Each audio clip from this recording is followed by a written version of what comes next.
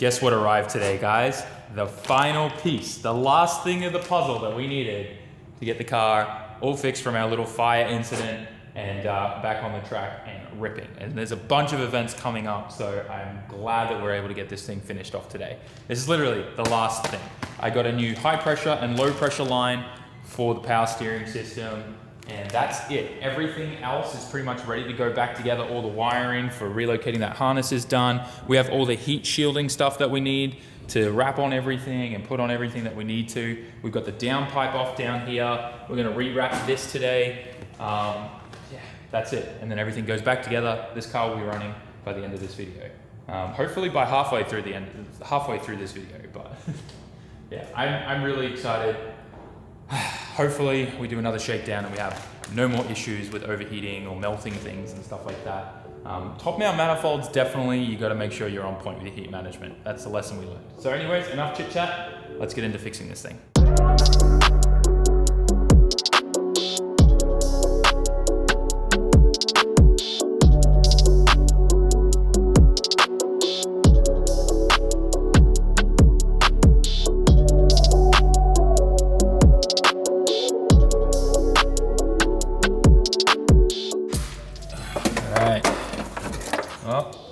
Here it is, my mistake. And we finally get a really good look at what went down here. Jeez, the low pressure side got destroyed, and then the high pressure side as well got destroyed. Looks like the high pressure line actually wasn't burst, it was the low pressure one that was weeping and leaking fluid, just by looking at this. But I would not trust this, like, yeah. Oh, and I'm making a mess. So I'm going to keep this low pressure line because it's still got some really good -6 fittings on there. But I'm gonna definitely throw the high pressure line in the bin because that can't be used for anything. But I'll just chop these off on the ends here. In fact, got my snippy boys here, perfect for this.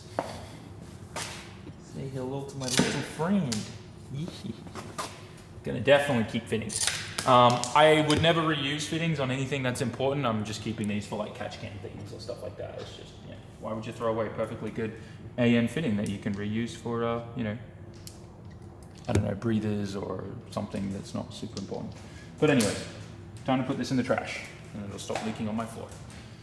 What we do here on the channel, guys, buying cars, building them, restoring them, and drifting and racing them with all the consumables involved, it costs a lot of money and adds up very, very quick. And that's why I'm always super grateful to companies that partner with us and enable us to do this kind of thing. And today's video is sponsored by NordVPN.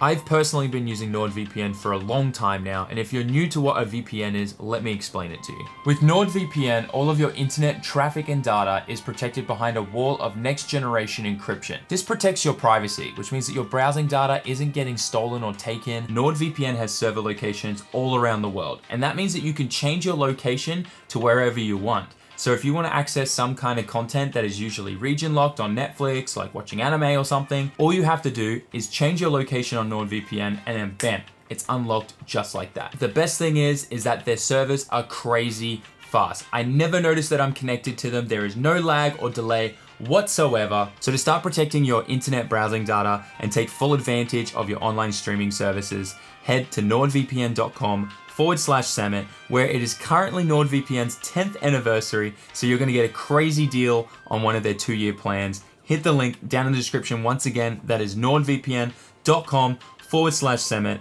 Congratulations NordVPN on 10 years, and thank you so much for sponsoring today's video. Let's get back to it. Belt's going back on, guys. Yes. Cool, now I just gotta tension that. We're ready to go. Well, with power steering, we still got to put down, we got to rewrap the downpipe, get the wastegate on, turbo on, put all that intake side and turbo side back together, and then we're good. That should only take like another hour or so. But hopefully, no more power steering issues. Please, I should show you guys how we ran the lines, but everything goes in front of the engine now, same as OEM. You get on the floor here. You can see they come down here. We've got metal zip ties holding all of the heat shielding and stuff on. By the way, this tool thing here is actually awesome. Like tightens the metal zip ties and you pull this thing down and it cuts it.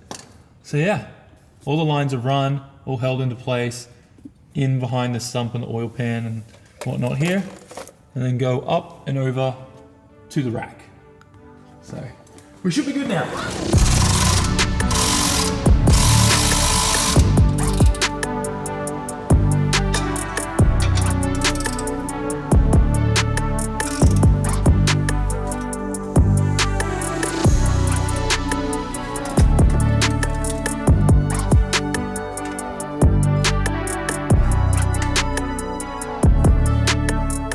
Time for an update. I've got the downpipe re-wrapped back on the car. We got the wastegate on. I've orientated it a little bit different. We've got the wastegate beanie on. The dump pipe is all wrapped as well now. The only thing that we have to do heat proofing on now is just the AC line here that comes really close to the wastegate, as you can see. But that's it. Everything else is good to go. I may even try to like just, you know, bend these lines over a bit. There we go, look at that. Just bent that line over, and now it's not even, it's not as close as it was to the wastegate. So I'm gonna get this all wrapped now with my Velcro wrapping. This stuff is awesome. I mean, you can use multiple different brands out there, but this stuff is so good because you don't need to make it already on the line when you put the fittings on. So you can just buy this stuff, cut it to length, however you need it, and then it wraps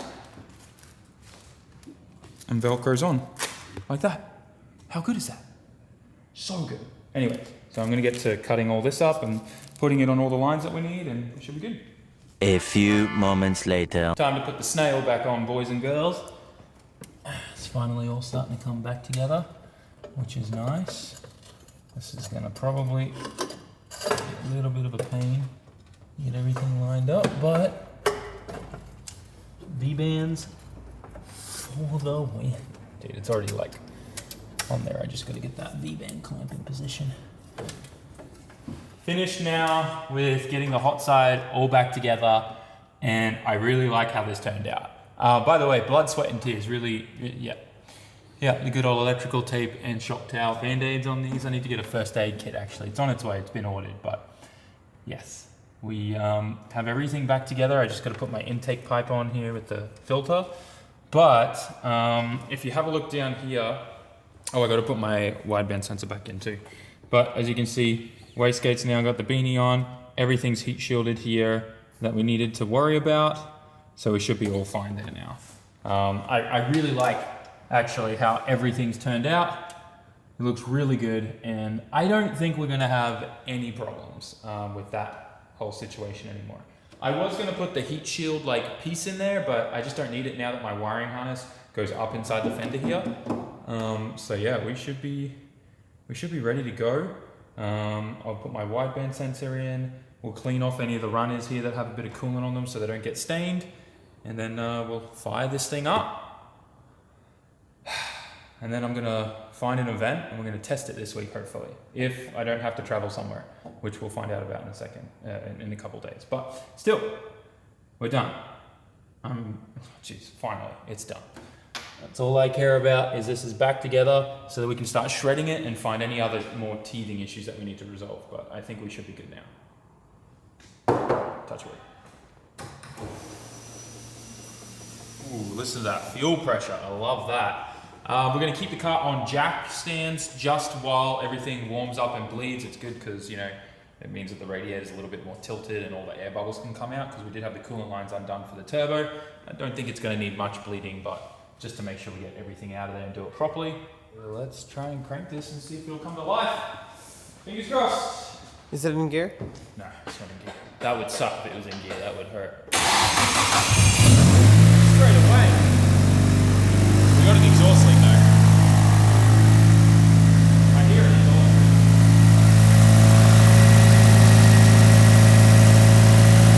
Shut it off.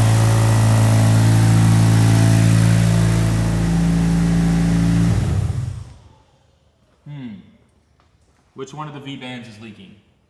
That's my question.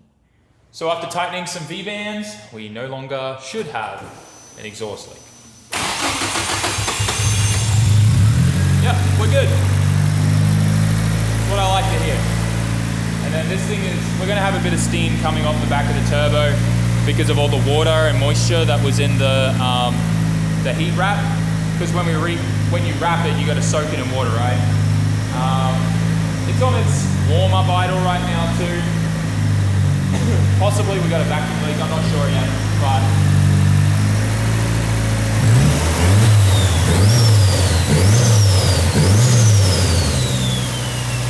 she's back.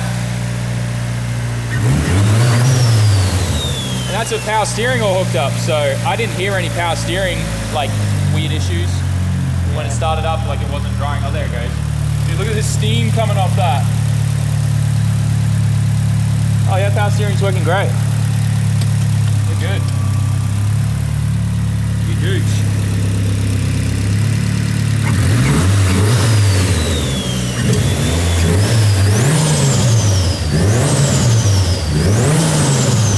How are we looking over here?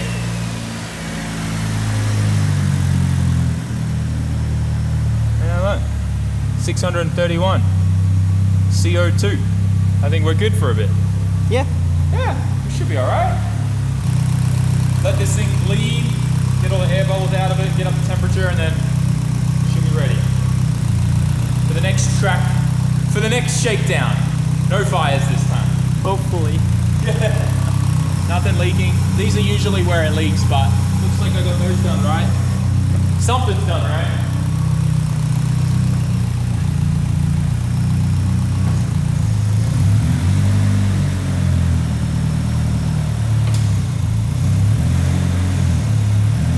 Making sure I go through the rack a bit, bleed out any stuff in there. But I think we're good.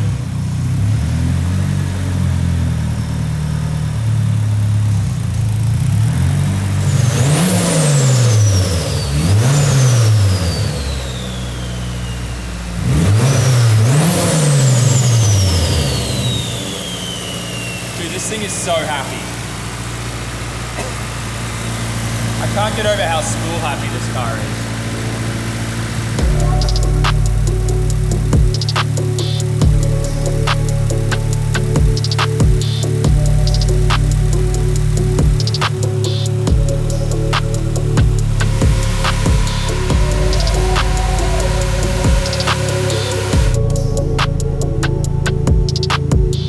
It's so hard to film when these fans come on.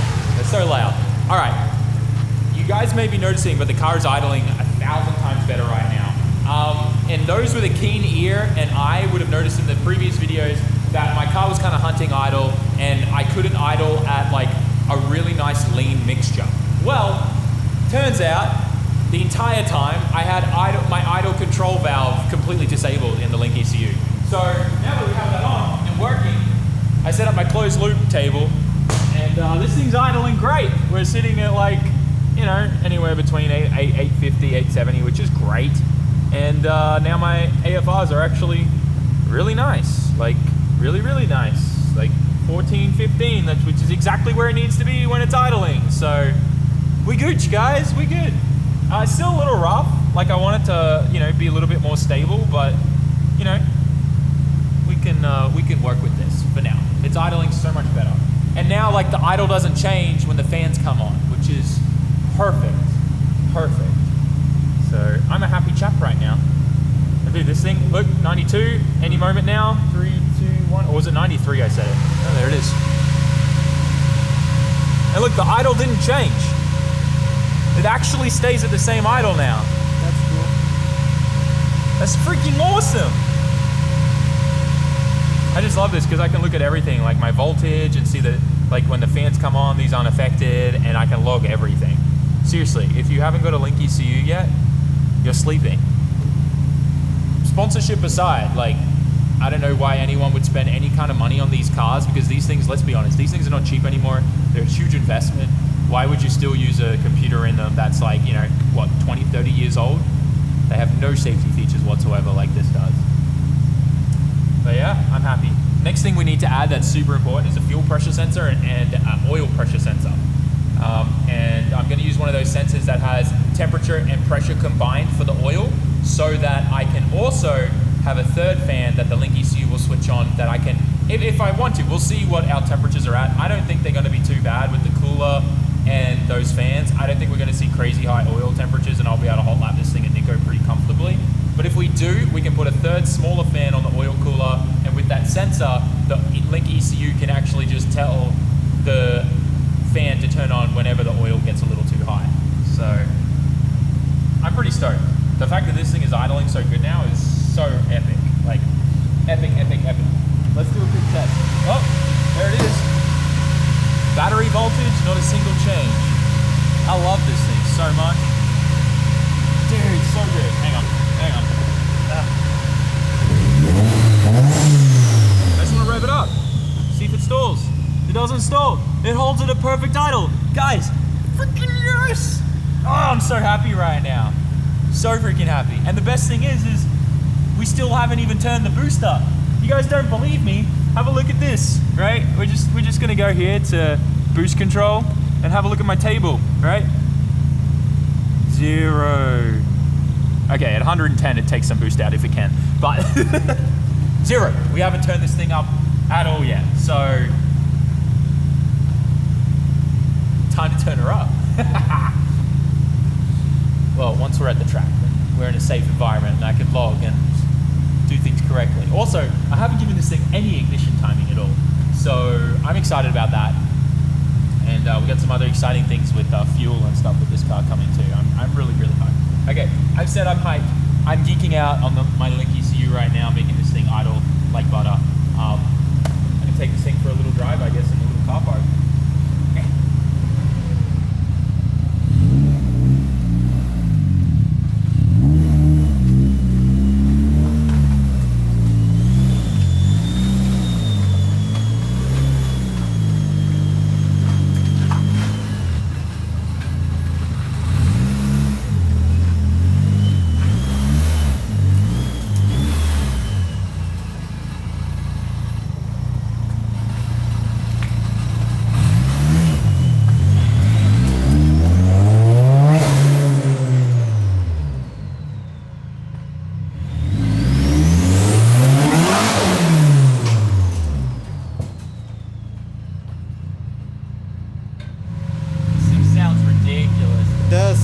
Sounds good. All right, let's put this thing inside before the police come. Oh yeah. It's so loud.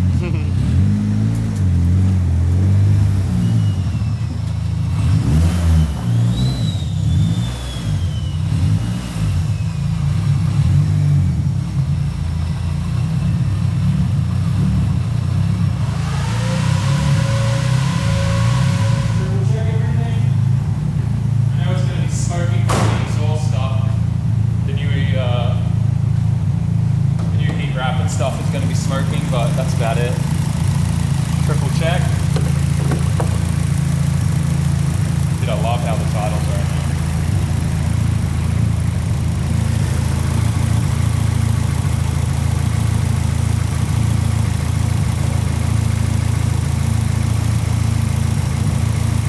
She's a bit smoky, a little smoky. That'll go away, that takes time to burn off. Wastegate sounding so good. Well guys, closing the hood on the S15. That only means one thing. It's fixed for now. Until I crash it or do something else, which is just inevitable. Something's gonna happen to this car. I beat the balls off it. It's my street drift car that makes stupid amount of power for what it is. But anyways, that aside, something's bound to happen where we're gonna have to pop the hood on it again and do a whole bunch of work. I'm probably gonna wanna upgrade things again. Who knows? But for now, it is fixed. The whole fire situation has been resolved. We've heat managed everything. If there's anything that you wanna learn from my situation, is don't do what I did. Don't use plastic zip ties where things get hot. Don't route your power steering under the manifold and around the back of the engine along the rack. Even though, yes, it looks nicer not having it in the front and blah, blah, blah. Who cares about your OCD? Just do it the way that Nissan did because they know what's best, all right? So, yeah.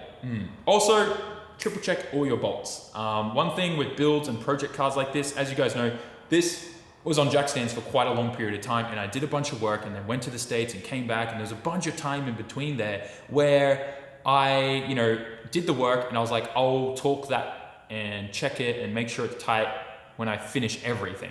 but then during that time that passes, you've forgotten about those checks that you did. So either you write it down on a notebook or anything for the build or a whiteboard or something to remind yourself, or you just tighten it when you did it, because we found some things that were loose. My engine mounts were really loose.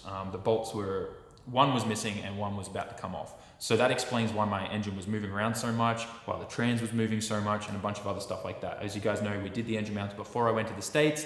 I left them loose because when I put my rack in and stuff, we had to lift the engine up and stuff like that, and I just forgot to tighten them.